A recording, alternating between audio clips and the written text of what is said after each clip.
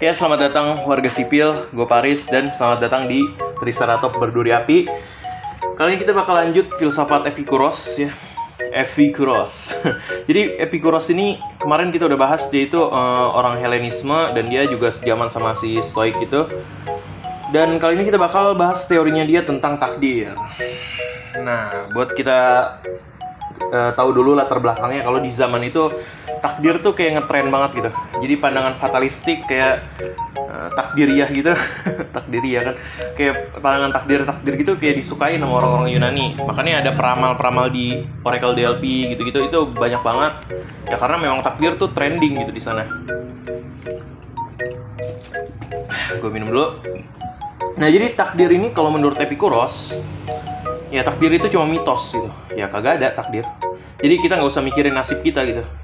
Kalau nasib kita udah diatur dari awal tuh ya nggak usah dipikirin gitu. Kayak film tuh kita tuh udah ada naskahnya dari Tuhan, itu nggak usah, nggak ada, itu nggak ada kata Epikuros. Ya takdir itu nggak ada. Takdir ya buatan orang-orang cuy gitu katanya. Jadi menurut Epikuros, hidup itu bukan diatur sama takdir. Ya. Jadi kita punya kontrol penuh atas pilihan-pilihan yang kita buat. Ya, kita bisa ngatur hidup kita sendiri. Mau jadi miskin ya kita yang ngatur, mau jadi kaya ya kita yang ngatur. Ya tergantung itu juga ya. Tapi kita bisa berusaha untuk mencapainya. Jadi nggak perlu mikir kalau nasib kita udah ditentuin dari awal. Misal kita mau jadi chef ya, jadi koki atau jadi dokter. Nah itu tergantung sama pilihan kita sendiri. Bukan takdir yang buat kita jadi koki atau dokter ya. Tapi ya karena kita ya berusaha dan memilih jalan tersebut gitu. Nah contohnya bayangin kita lagi di persimpangan jalan nih. Nah kita bisa milih buat belok ke kiri, ke kanan, atau lurus, atau belok, atau ya muter balik. Nah itu kan pilihan kita sendiri itu, tanpa takdir ikut campur sama pilihan kita. Jadi kita bisa sukses atau gagal ya itu dari pilihan-pilihan kecil yang kita ambil sepanjang hidup kita gitu. Nah Epikuros juga ngasih contoh tentang ketakutan sama takdir. Dia bilang kalau kita terus-terusan mikir tentang takdir yang mungkin gak baik buat kita bakal hidup dalam ya ketakutan terus-menerus. Misalnya kita takut kalau kita udah ditakdirin buat gagal terus dalam hidup. Nah menurut Epikuros yang gak usah takut-takut kayak gitu ya, karena yang ngontrol hidup kita ya kita sendiri. Ngapain takut sama takdir? Nah terus dia juga ngebahas soal kenikmatan hidup. Nah menurut dia kita juga harus mencari kenikmatan dalam hidup sebanyak-banyaknya ya. Ini udah gue bahas kemarin gitu. Nah daripada kita nyari kenikmatan yang gak jelas, kita bisa mulai dari kenikmatan yang sederhana. Nah ini gue ulang supaya ya kita review ya. Review materi lagi. Jadi kalau kita tuh kalau nyari kenikmatan yang sederhana aja, kayak minum kopi pagi-pagi gitu kan, ngeliatin matahari terbenam gitu, nonton SpongeBob mungkin kalau lu suka, main game nggak tahu deh. Nah Epikuros juga ngingetin kita buat nggak terlalu ambisius ya. Jadi jangan terlalu berambisi lah, santuy gitu ya. Nah menurut dia kebahagiaan itu nggak cuma dari reputasi lu. Jadi ya lu nggak usah ngejar-ngejar reputasi banget. Nggak dari materi lu juga, nggak selalu kaya-kaya banget. Tapi kita juga nggak harus miskin juga. Jadi ya kita sederhana aja. Soalnya kalau miskin kita susah, kalau kaya banget kita juga susah. Jadi kita ambil jalan tengahnya. Nah bagaimana cara jalan tengahnya? Yaitu ya kita harus berusaha supaya ya kita standar-standar aja. Nah kalau lu miskin, lu jangan nyalahin takdir juga ya, karena takdir itu nggak ada kayak katanya si Epikuros itu. Gak usah mikirin takdir yang mungkin naruh lu di posisi orang terkenal atau kaya raya. Gak usah mikirin takdir yang mungkin naruh lu di posisi kayak orang miskin gitu. Gak usah mikirin takdir ya, itu karena diri lu sendiri. Ya kalau lu miskin ya itu salah lu, kalau kaya ya itu salah lu juga gitu. Nah menurut Epikuros takdir itu mitos dan kita punya kendali penuh sama nasib dan takdir yang memang misterius gitu. Kita punya ini, nggak perlu takut lagi. Nah yang penting nikmatin aja hidup, cari kenikmatan sebanyak-banyaknya. Ambisius boleh tapi jangan terlalu berlebihan. Dan kita harus punya kemampuan buat bikin hidup kita jadi keren gitu. Jadi yang kita ngatur bagaimana supaya kita keren gitu. Jadi bukan takdir yang membuat kita keren, tapi ya diri kita sendiri. Nah Epikuros juga bilang kalau kita harus melihat hidup dari pandang yang realistis gitu. Jadi nggak usah mikirin apalah tuh dewa-dewa gitu, kekuatan gaib, setan gitu, pocong, dukun, perdukunan, pengasihan segala macam, gak usah dipikirin yang kayak gitu-gitu. Ya kita harus realistis. Dia mendorong kita lebih fokus ke hal-hal yang bisa kita kontrol gitu. Misal buat dapetin nilai yang bagus ya kita harus belajar keras gitu. Buat mendapatkan suatu ilmu ya kita harus berusaha, nontonin video gue juga gitu. Atau kalau buat nyari duit ya kita harus ya jualan kek, ngapain kek, trading kek, ya lu pikirin sendiri itu mah.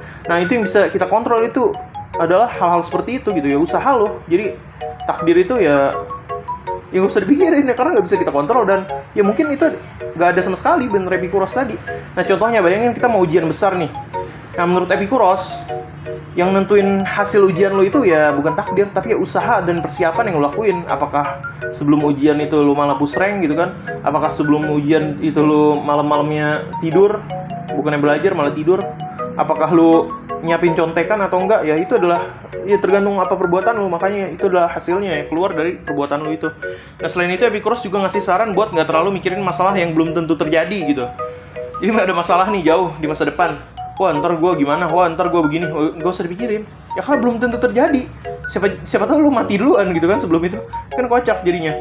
Nah kalau lu terus-terusan mikiran hal seperti itu, lu malahan ya jadi malah jadi, kalau misal kejadian lu jadi sedih, kalau nggak kejadian pun ya lu jadi rugi karena ya lu sempet sedih tentang hal itu gitu. Jadi jangan terlalu khawatir dengan hal-hal yang belum terjadi. Jadi ya kayak sera-sera gitu. Ya tapi usahain juga, nggak kayak sera-sera sepenuhnya juga. Nah nikmatin aja momen yang sekarang yang kita hadapi, dan yang kita kerjain masalah yang bisa kita selesain di depan mata kita. Nah contoh sederhana ya, bayangin kita lagi senang-senang bareng teman-teman di suatu tempat. Tiba-tiba lu mikir, nanti kalau besok ada masalah kira-kira gimana ya? Nah menurut Epicurus, lu tuh ya jangan kayak gitu, lu blow on banget gitu. Ya lu happy-happy aja dulu sama momen sekarang. Jadi ya hiduplah saat ini gitu. Nah Epicurus juga ngerasa kalau banyak orang yang terjebak dalam keinginan yang gak perlu. Dia bilang gak perlu terlalu banyak nyari kekayaan yang berlebihan, ketenaran yang berlebihan. Karena menurutnya kebahagiaan sejati itu datang dari hal-hal yang sering kita abain gitu. Yang sebenarnya kita udah punya, tapi ya kita abain lah gitu.